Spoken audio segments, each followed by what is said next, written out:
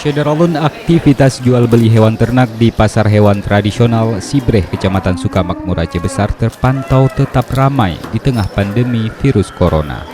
Bahkan suasananya tampak lebih ramai dibanding pada hari pasar pekan lalu. Kondisi ini Syederalun tak terlepas seiring makin dekatnya momen hari megang menyambut bulan suci Ramadan. Adapun ternak kerbau maupun sapi yang diperjualbelikan di sini adalah ternak-ternak yang nantinya akan disembelih untuk memenuhi permintaan konsumen pada hari megang. Meski ramai Syederalun, para peternak maupun pedagang mengaku pandemi virus corona mengakibatkan harga hewan ternak cenderung turun, terutama untuk jenis kerbau yang berkisar antara 1 hingga 2 juta rupiah per ekor.